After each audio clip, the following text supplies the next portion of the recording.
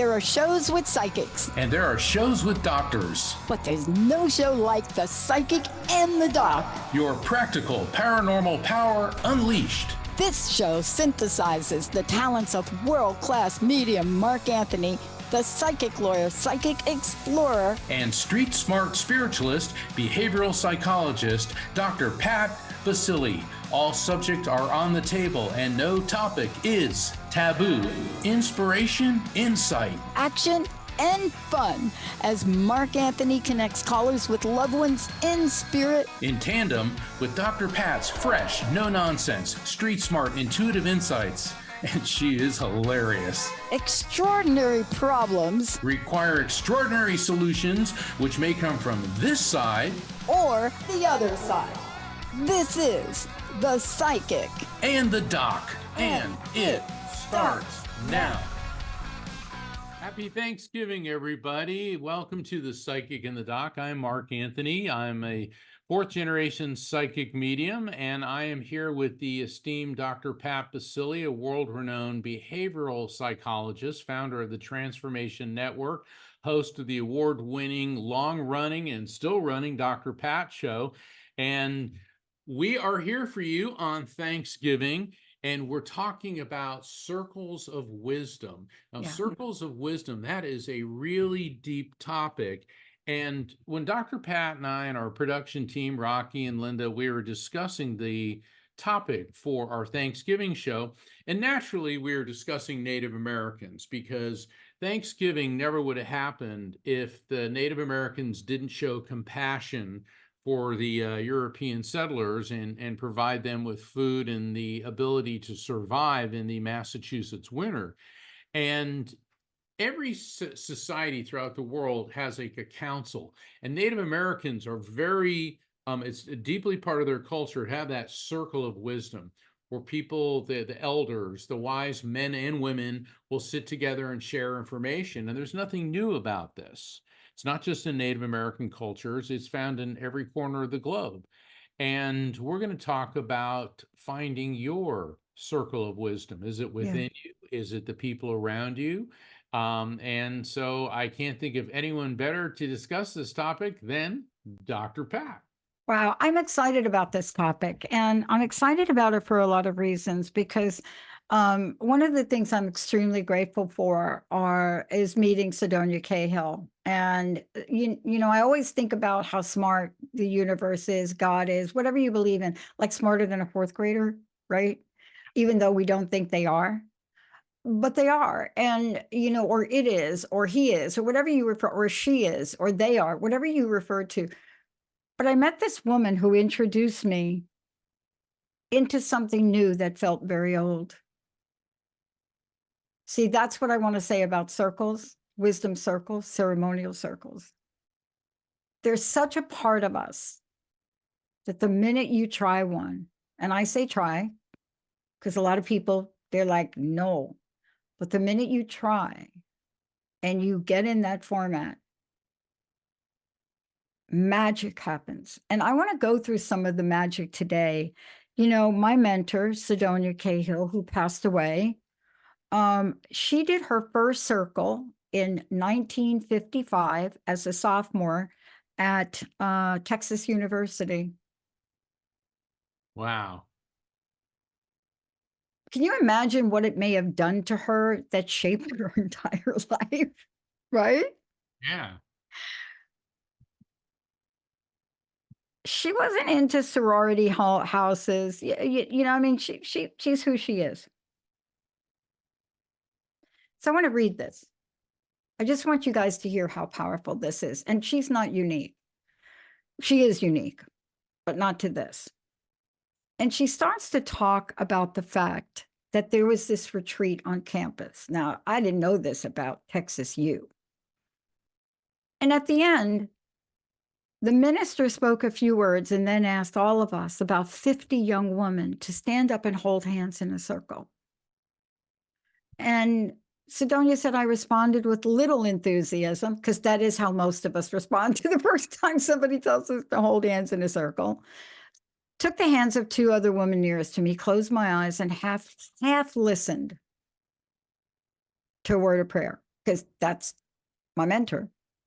Here's what the outcome is. You see, we talked about cause and effect of gratitude in the last show, but here's this.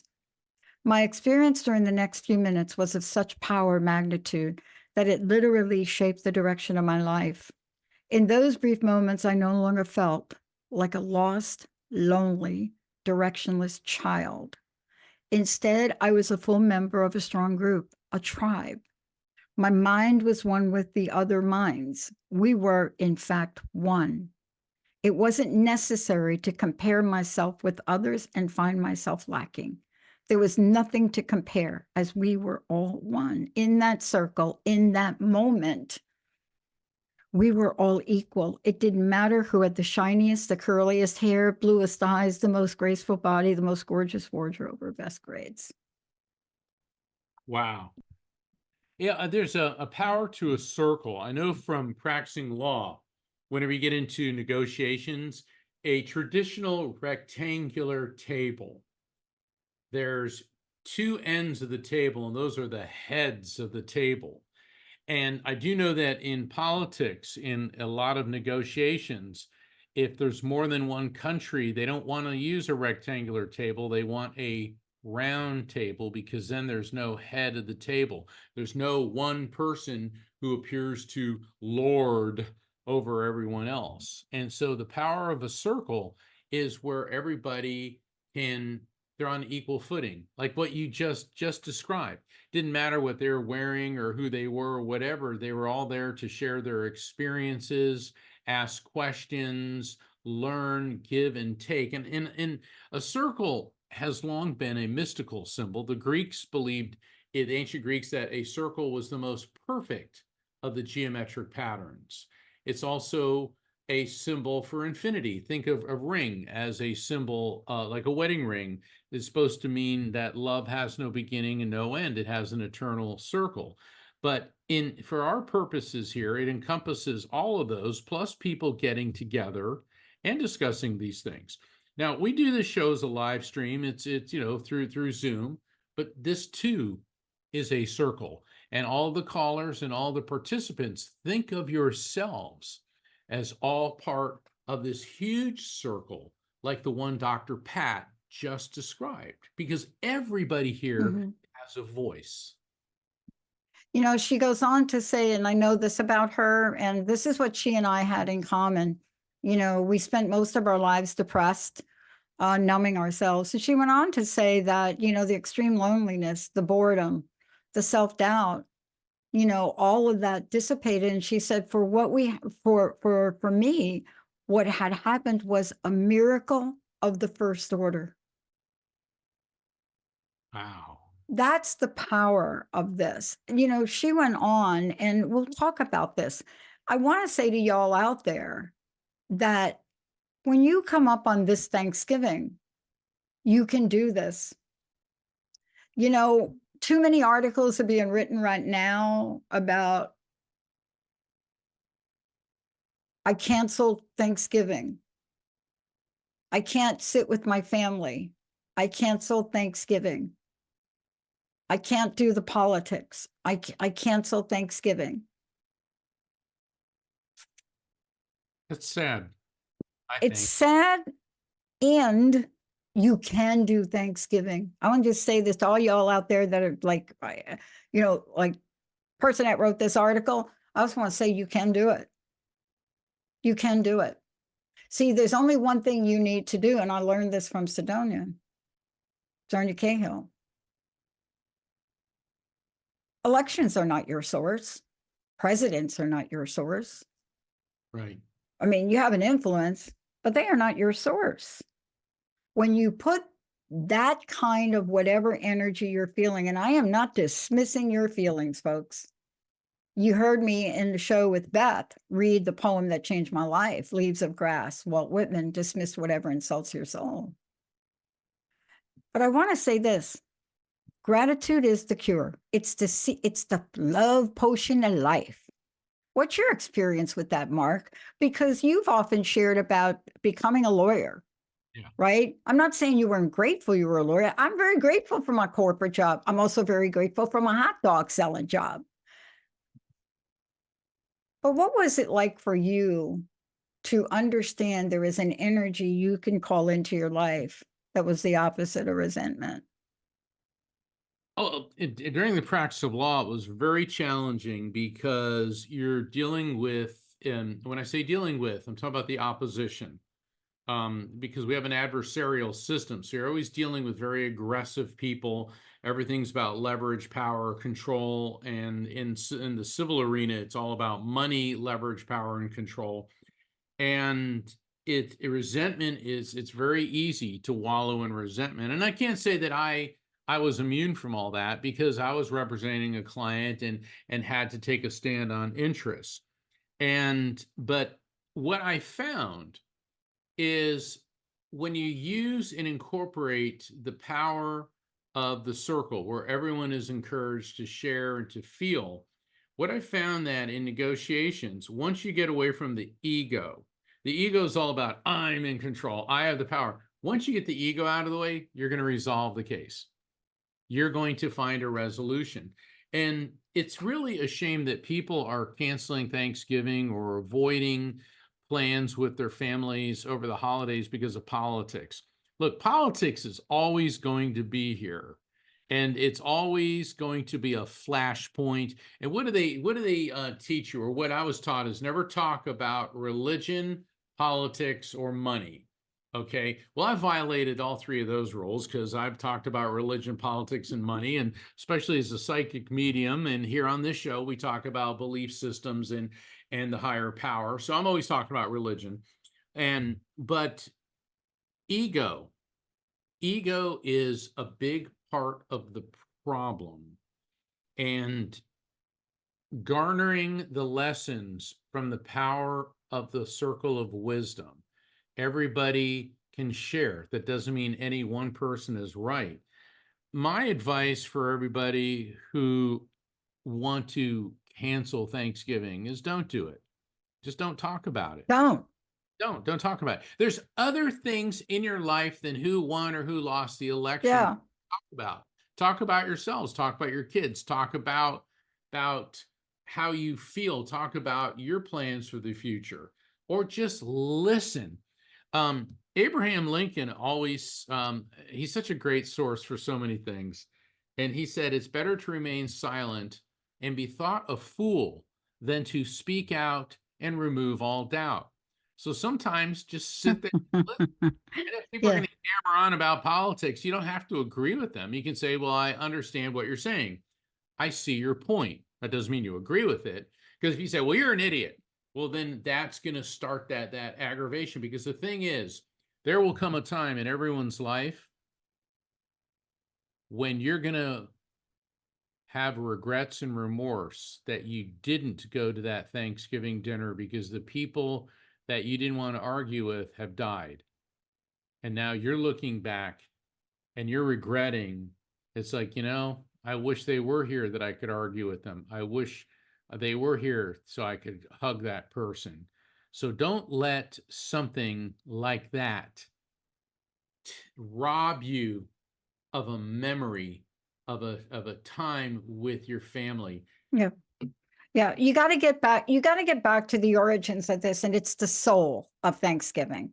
So that's really what I want to push up in the forefront. It's one of the things I learned from Sidonia, that everything has a soul, so to speak, in her words. But when you come together with other people, there is a soul energy. And I have to say this: just give yourself a timeout. Now, if you never go to Thanksgiving with your family, then it's a moot point. It has nothing to do with what you're thinking about, whether or not you thought Wolverine and Deadpool should be R-rated or not, right? That's a great thing to talk about, right? That's a great debate. Movies are good. Yeah, movies are great. Yeah, then you can debate the politically incorrectness of Ryan Reynolds saying Marvel instead of Marvel. See, these are the things we can talk about. But if you don't want any of that, and you now have a resentment towards your family because of the way they voted, There's only one place to look. Look within yourself. Look within yourself. Yeah, you don't agree with their value system. You don't. And by the way, probably 4 years ago, they didn't want to have Thanksgiving with you. I'm just saying. But let's talk about the roots and the origins of this because it is soul placed. It's a soul place that you go, right? What's your favorite Thanksgiving, Mark? Can you think about like a favorite Thanksgiving that you've done? Oh my gosh. Well, as a child, Thanksgivings were wonderful because my mom, oh my God, mom's turkeys, Mhm, just amazing, and her stuffing and mhm, everything. And the food was incredible, but just getting everyone together. Um, there were so many wonderful ones. mhm. I can't pick one in general. I've had some odd ones. Like there was one thing went hiking in the mountains, the Blue Ridge Mountains in North Georgia, and because I wanted to do something outside and outdoorsy, and I went with a friend, and we went hiking, and it was okay. But you know what? When I got back home, I regretted not spending that time with my parents. And Yeah, now that they're no longer here in this world, time would have been better spent there. Um, but the thing is, like you said, sometimes people don't spend Thanksgiving with their parents or their family. That doesn't mean you still shouldn't pick up the yeah, phone, call them, because yeah, there will come a time when you're going to wish I yeah, had called more, I had done more. And the beautiful thing about Thanksgiving, first off, it's an easier holiday. It doesn't have all the decorations and gifts and stress of Christmas. And who can't like food? You're sitting down and eating a good dinner. yeah, And it's a lot of work for the person preparing it. But the thing is, everyone sits down and they do one of the oldest traditions in humanity is breaking bread with each other. yeah. And that, In what generally looks like a circle. I mean, think about it. Yes, we have rectangular tables, but how do we sit around, right, right? We right. connect the dots, right? And I don't know what your family did, but we always did a prayer thing and Yeah, we always held hands. See, that's what Sidonia was talking about. I mean, clearly, she went on to really understand the wisdom circles, ceremonial circles, even more. She moved to San Francisco, Haight Ashbury. She spent time out in the community, circles, songs, so much of these things, right? But it didn't mean, and this is the confusion when we talk about circles, ceremonial circles, sacred circles, wisdom circles. This is part of the confusion. You can still love and be an activist. They're not mutually exclusive. You certainly. can still sit in circle. As a matter of fact, think about how you can do that as you move forward in this holiday day. Think about it. What if you did that? What if you were the chain maker, the one that says, let's hold hands and say a few things of gratitude? What if that were you, the Thanksgiving canceller? What if that were you instead? And I think that's really good. And it's really good to focus on what is Thanksgiving? You're giving thanks. Stop and take stock of what are you thankful for? And a lot of people say, well, I don't have this, I don't have this. So whoa, whoa, whoa, whoa. Okay. We can all make a complaint list of what we are not, what we don't have, but you can sit there and think about what you are thankful for. And for me, the most important thing are the people in my life. Now, some of those people are no longer physically here in this world, but I'm still thankful that they were in my life. And, as I get older, I look at, there was a time when I was a teenager when it seemed like life was static. It's like, oh, my parents are always there telling me what to do. Oh, my siblings are always there and all that. And yet, when I look back on it, those were the wonderful times. Those were the happy days. I would do anything to be able to go back to those days. And then you see that as time passes, years turn into decades, decades turn into, longer periods of time. and people disappear from your life. And so just because they're not physically here, you should still be grateful for them. Yeah, maybe you don't have the greatest of health. I saw something recently that said, um, what you call a hovel would be a dream for a homeless person. What you complain about for dinner would be a feast for somebody starving. And it went down the list and Mm. put things in perspective. Um, and you never should take consolation in the suffering of others, but you can look at what others are enduring and appreciate what you do have. I want to share something Mhm. my mother taught me. I actually said this at when I gave her eulogy.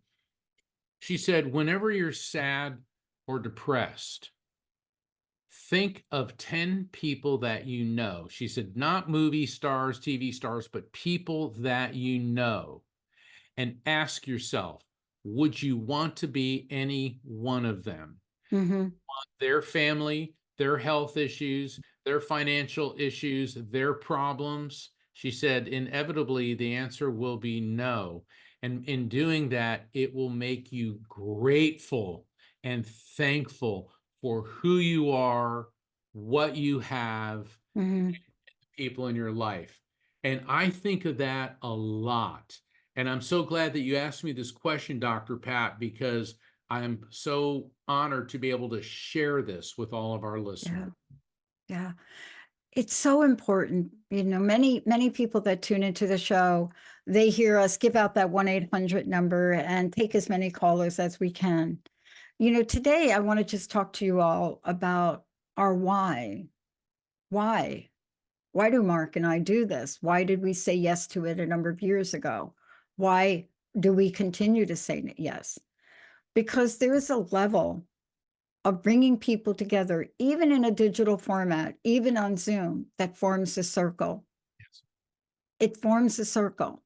And we may not be holding physical hands, but energetically we are. And it doesn't matter if you call in, it forms a circle. And just like in circle, you have to be holding the talking stick to speak. In the show, you have to get a hold of Emily or Nat, and that's how you come to the gate. But notice how you wait patiently as you're on that phone line. People say, I'm so old school, I shouldn't say phone. Nobody says phone. Okay. As you're on that, I don't know, caller line, and you're listening to the show, you're sitting patiently. You're waiting for your turn. You're listening to things that are important. That's a talking stick. That is a powerful tool used in circles. We're talking about wisdom circles because they really do cure. We just are not doing enough of them right now. Right. There are people that are planning, right? I'm one of the people on a committee to really look at this.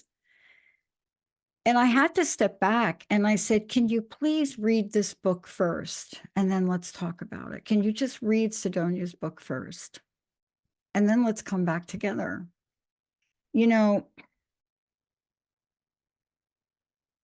Her life was special. She saw the power of this. She went on her first vision quest, I think in 1980. I think that was correct. But she started to do circles of all kinds: equinox, full moon, explorations, healing circles, honoring birth, honoring death, rites of passage, all of those. And the people she did them with grew very large. But here's what happened, Mark. See, this has such energy. Think about the power of this energy that we're talking about here today. Wisdom circles, gratitude, thanksgiving. What do you think that you attract when you do that? What you attract is an invitation to go to the Soviet Union in the fall of 1990, to go into Leningrad and the Ukraine, to go to this place 60 miles from Chernobyl, to work there, to become part of helping people, and to teach them ceremonial circles. Wow. What?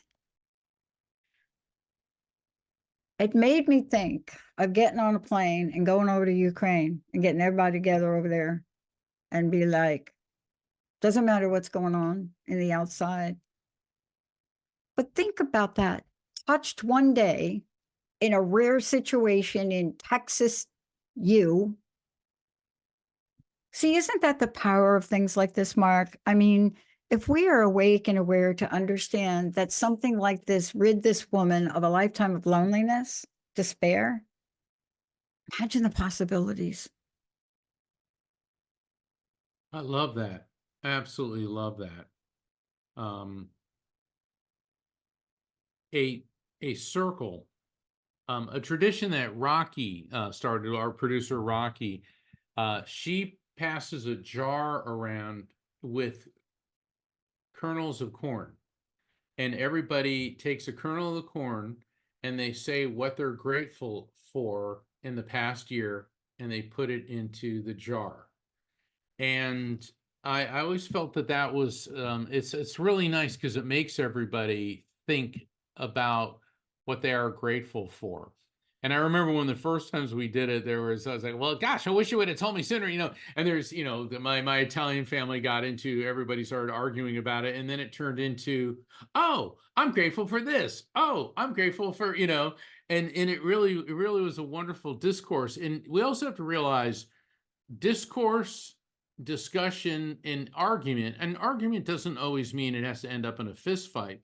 That's all part of the process. That's all part of healing. We can't all just sit there and agree with each other all the time.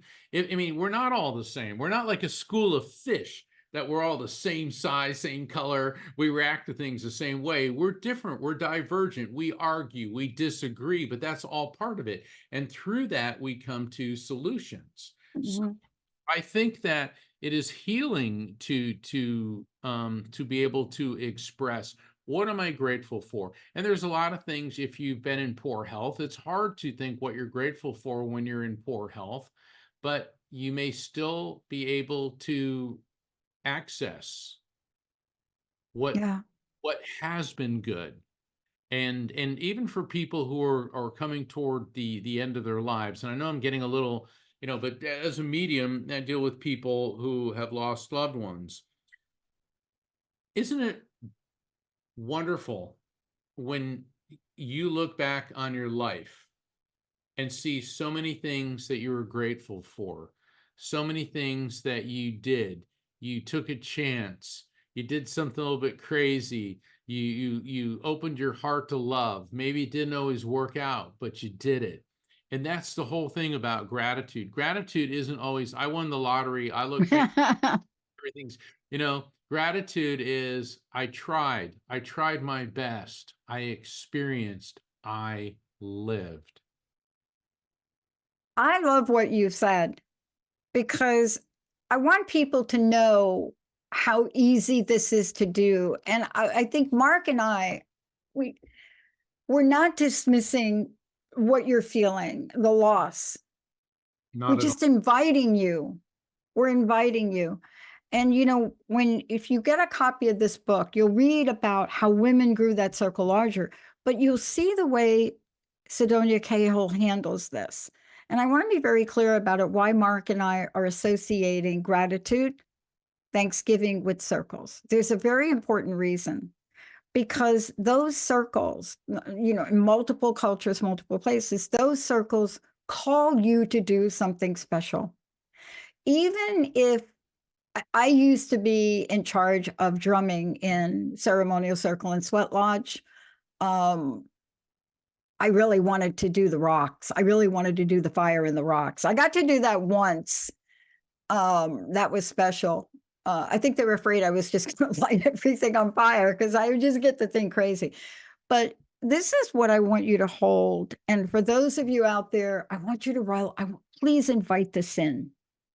These are the words you can speak for yourselves. I wish to honor all that has brought me to this moment.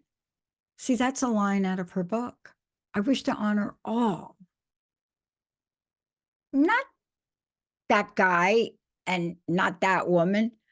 I want to give thanks. I want to honor all that have brought me to this moment.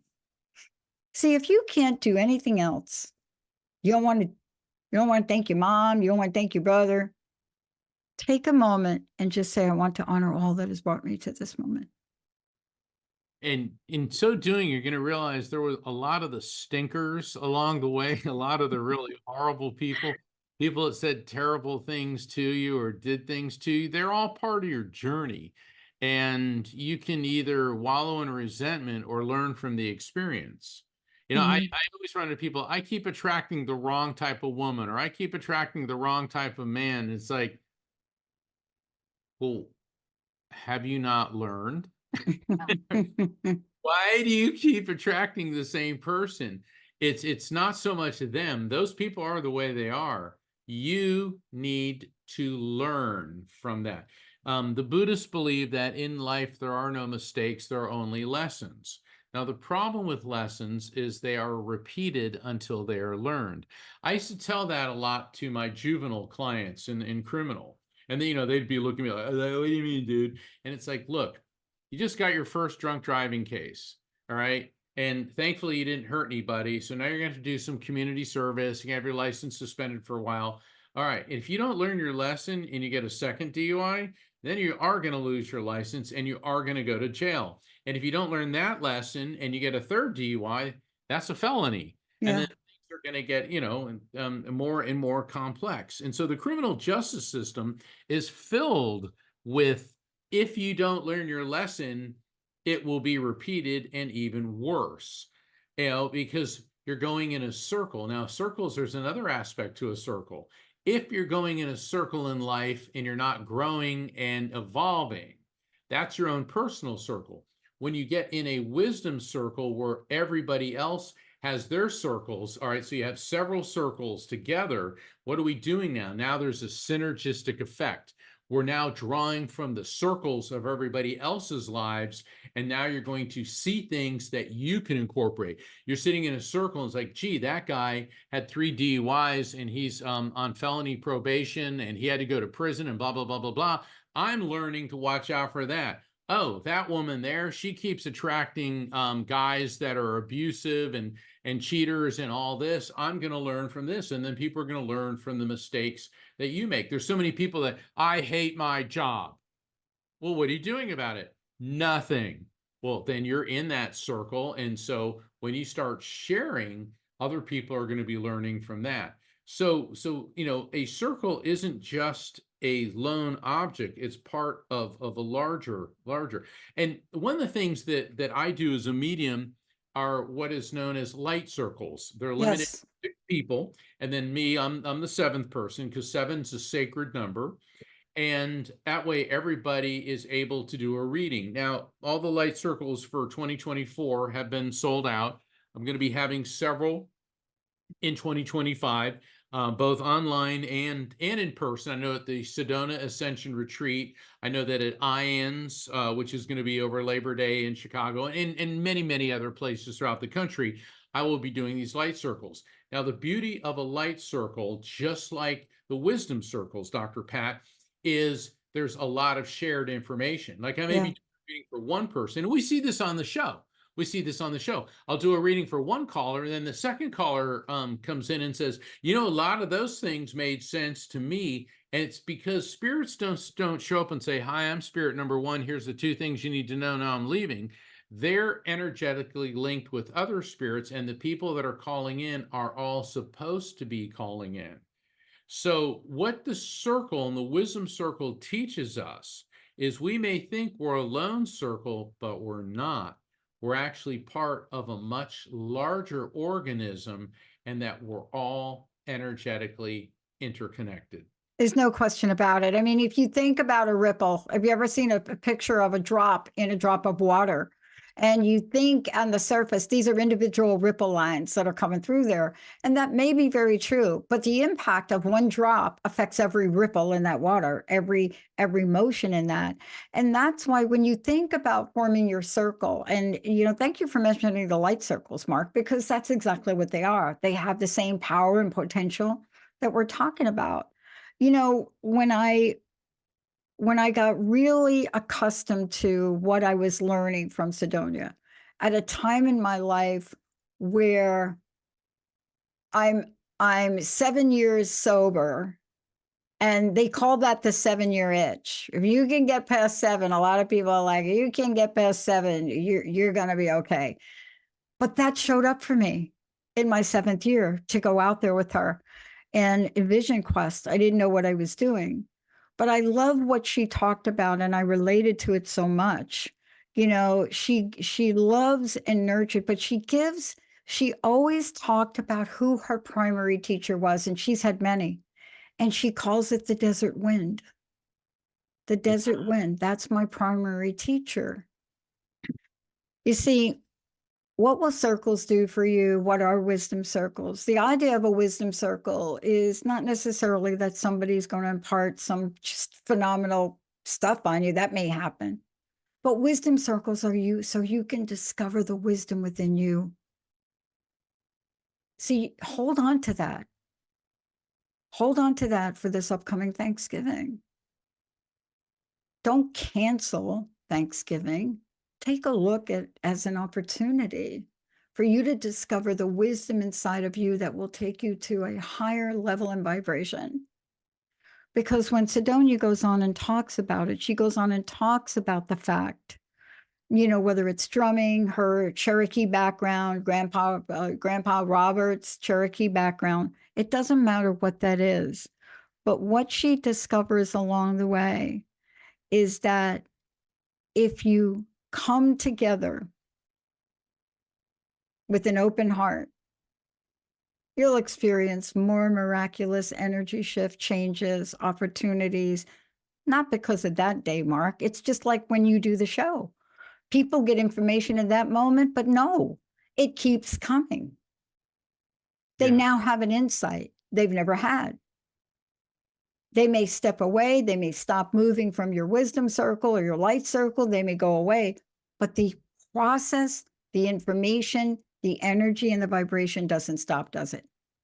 No, it doesn't. And that's a light circle. So many things will come through that people don't immediately recognize, but upon reflection, it begins to make more and more sense to them. And it's the same thing in the wisdom circles, that you may hear other people's experiences and immediately it may not, I don't know about that. And then later when you're reflecting on it, and that's another thing. See, we live in an immediate gratification society where we think that we're going to get an answer to everything. I mean, people expect mediumship to be Alexa or Siri or Google, where, you know, the answer that they want comes through right away. And it's the same thing in a wisdom circle. They may want to sit down and say, all right, well, I want to be enlightened, but I've only got 45 minutes. So let's get this going. It's like, that's not how it works. Because what you're doing then is you're flooding the energetic field with distractions and angst. You got to get that out of the way and realize that the benefit of a wisdom circle, the benefit of a light circle, the benefit of this global circle that is the psychic and the doc, it's not always, it's great when you get the immediate answer, but it's the reflection afterwards. Enlightenment, understanding, personal growth, wisdom is a process. I mean, if everyone could, if being wise were easy, everyone would be wise. You know, it takes time. You know, it's like I had a personal trainer one time, and this guy, he had like no sense of humor. He used to be a Marine, a forced recon Marine.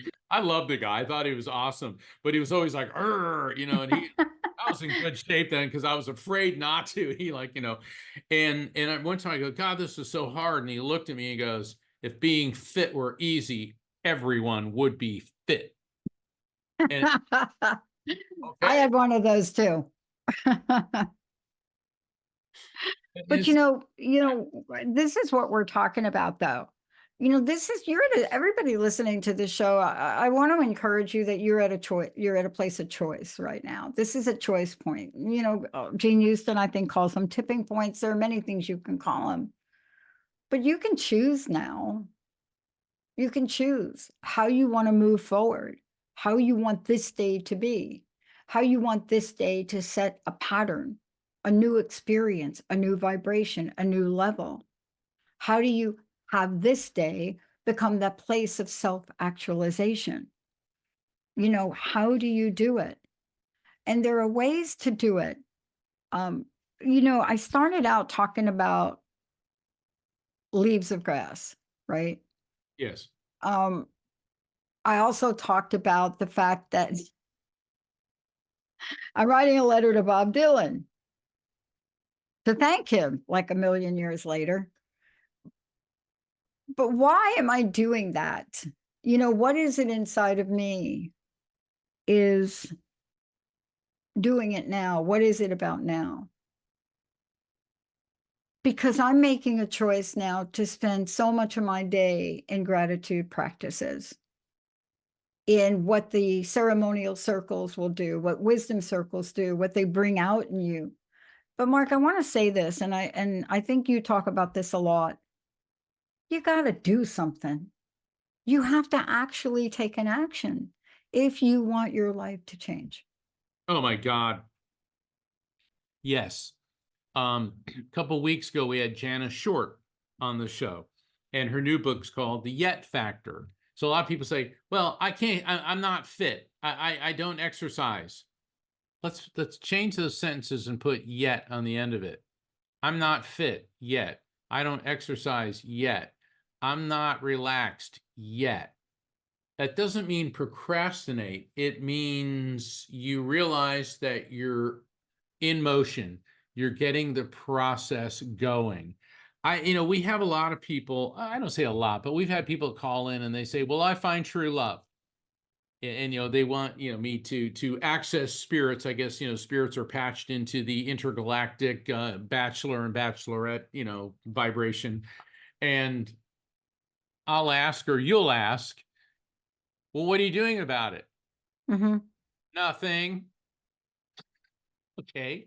Well, so when you put nothing into something, what do you get out of it? 0 times any number equals 0. You can't sit there and expect all of a sudden there's a knock on the door and a centerfold, a person that looks photoshopped, who's got the perfect personality and the big bank account and all the pluses, check down the line is there for you. You've got to make that happen.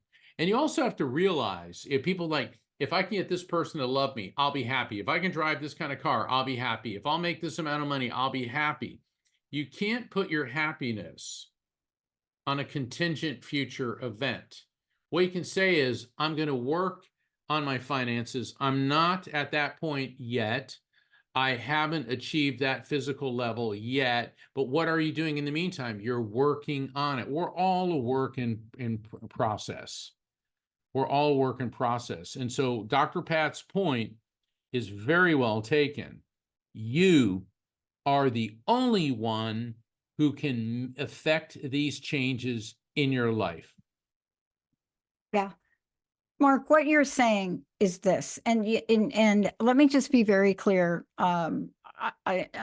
There's some things that I love. There's some poems I read. There's a very long poem I read. It's called Perseverance. But I want to leave you with the tip that somebody gave me. And Mark, you can comment on it. I'm not going to read the whole Leaves of Grass excerpt.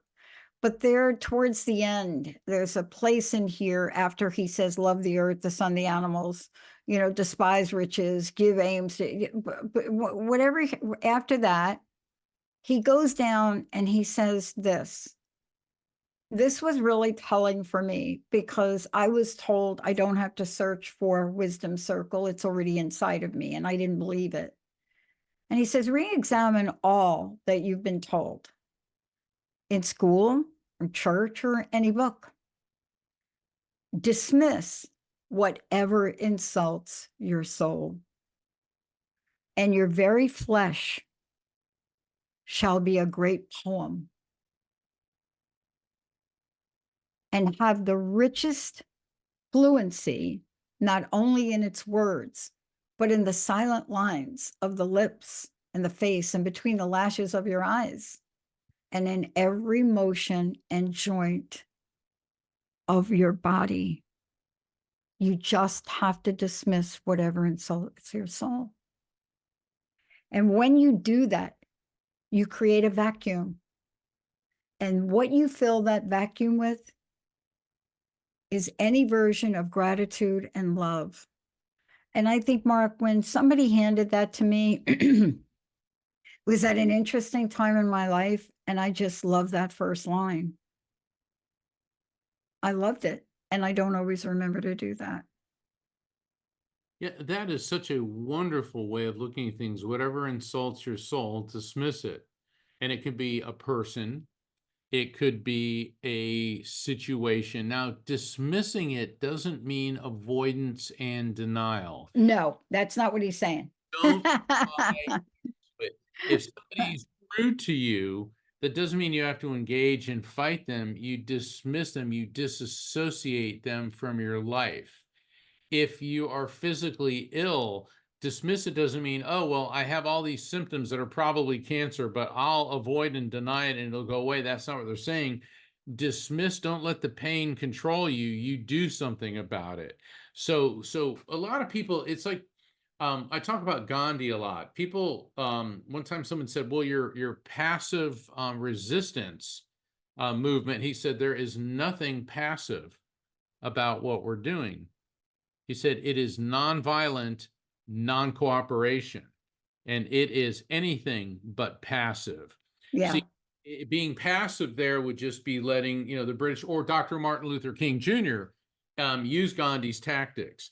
The reason they were successful is like with the boycott, on the bus boycott in Alabama and everything else is like, okay, African Americans were being treated very poorly with segregation because they cooperated with their white overlords.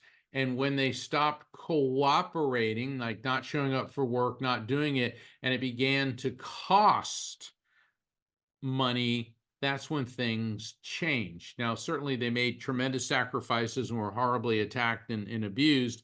But the thing is, growth, the byproduct of the wisdom circle, there is always going to be a cost. And the cost, when it comes to enriching your soul, improving your health, broadening your perspective, the cost is always worth it, I believe. Yeah. I mean, Mark, thank you for this topic today. Thank you for us talking about this. I want to also say there are circles of one. And let me give you an example. I remember trying to comprehend this. And what I was trying to comprehend is the dialogue that when you watch somebody do Tai Chi, there's that circle energy. And that's really the most important part, too. You don't have to form a circle of thousands and be invited to Chernobyl. You don't. You can be that person that creates a practice for yourself where you so recognize that you are that circle of one. And when you do, I think Sidonia talks about it quite a bit because she then goes to talk about how powerful one feels with that. And we are meant to feel powerful. It's the difference between powerful and power over. Yes. But there's freedom in what Mark and I are sharing today. And we want to invite you to step into that world of freedom. See, freedom from resentment is more powerful than you think. In the show I did previously, I made the following statement. And surrounding ceremonial circles is gratitude energy. It's Thanksgiving energy. Some people say it's love energy, not so much. Maybe some people feel that, but there is this level of connectedness and gratitude in coming together with others. It is the jackhammer that crushes resentment. It is the jackhammer. And so when you go out, don't cancel something because of some kind of election or something. Now, having said that, if you're canceling Thanksgiving because of cruelty, abuse, you don't want to be around people, then you make that choice too. Right, Mark? Oh, hey, Mark. Okay. Dr. Pat, you there? Yeah, I'm there. Can you hear me? You went out too. Your audio went out for a second. Yeah. Looks we had an energy circle got We did. Mark, both of our audios went out really like super at once. I wonder, we're having, so, part of this is you're right. Energy when you're talking about this. And Mark, I'd like you to bring us home three circle to really talk about the exponential effect of the energy around this. Because it's one thing to think about having a conversation with your loved one that's passed, but there's an energy that happens when that actually gets communicated, and everything is energy. So I'd love for you to share your personal message with people today and also talk about what's your invitation to folks today. Wow. One of the graphics that I use in my discussion about the science of spirit communication, it shows an energy wave. And I call that the material world. And then higher up on the screen, I have another vibration frequency energy wave, and I call that the other side. So we have two energetic systems which run parallel to each other. And then I have a graphic of a circle that intersects between them. And I explain how this is the eternal cycle of life. Because I believe in reincarnation. We leave the spiritual world, come into this world, and then we go back to the spiritual world. But in spirit communication, that's what's happening as well, is the energy of spirits is being transmitted to the medium who conveys it to the client, who confirms it, and it's a circle that is ongoing. Now, we don't always need a medium. You can recognize, accept, feel, and trust, my RAFT technique that I explain in my book, The Afterlife Frequency. You can learn to recognize these signs from spirits on your own. The reason I'm saying all this is because that energy is always around us. There is eternal energy, and we are part of an ongoing cycle. What is my invitation? I invite everyone to take a moment, stop, sit down, close your eyes, and just be. Put all of, and this is something I do. We're all consumed by distractions. I think of calm water and then a drop that hits the water, and the concentric circles are pushing all the distractions away. Envision that and find yourself at the middle of the circle, and you will find, maybe just for a few moments, peace. That's what I invite everyone to do. It only takes a minute, maybe 2 minutes. That's not a lot out of your day. Everyone can find somewhere where you can sit down and close your eyes and envision that. I invite everyone to bring a drop of peace into your life. Mark, thank you so much. I want to thank all of you. I mean, this is a very special time for us and a very special moment where we literally get to take a moment, because a lot of what we share today is really born out of our gratitude. And, we honor all of you that have tuned in the show, and you inspire us to do more. And I think this was an important show to really say that to people, to thank them for helping us form this circle that we happen to call a show. I don't know about you, but I'm really looking forward to what's coming in 2025.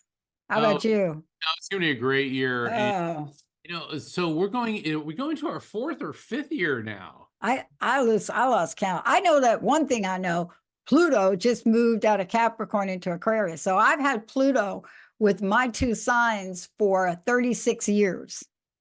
And Wow. it's been good for me. I don't even know what Pluto in Aquarius means, but a lot of my astrology friends do. But it's all part of this shift. And doing a show like this, Mark, is very special. Thank you for doing this. Oh, so it's my pleasure. I love working with you, and everybody. The Psychic and the Doc will be back next week, and we will be having a call-in show. And for everyone, have a blessed and peaceful and great Thanksgiving. And if you're gonna overeat, this is the one day out of the year where it's okay to overeat. Maybe Chris. Yeah, let's eat pie. See everybody. Hey, everybody, thank you for tuning into The Psychic and the Doc with Mark Anthony and me, Dr. Pat Baccili, right here on TransformationTalkRadio.com. Hey, look, come back next week so we can explore with you more of life's many challenges and learn from fascinating guests. And you know what? Even Mark and me. We'll connect you and discover insights from people in this life and from the afterlife. Extraordinary problems? Yeah, they do. They require extraordinary solutions. But step into the world of possibilities with us on The Psychic and the Doc. That's every Thursday, 4 p.m. Pacific Time, 7 p.m. Eastern Time, right here on TransformationTalkRadio.com. That's TransformationTalkRadio.com. And don't forget, we're also live face-to-face on Facebook.com, Transformation Talk Radio.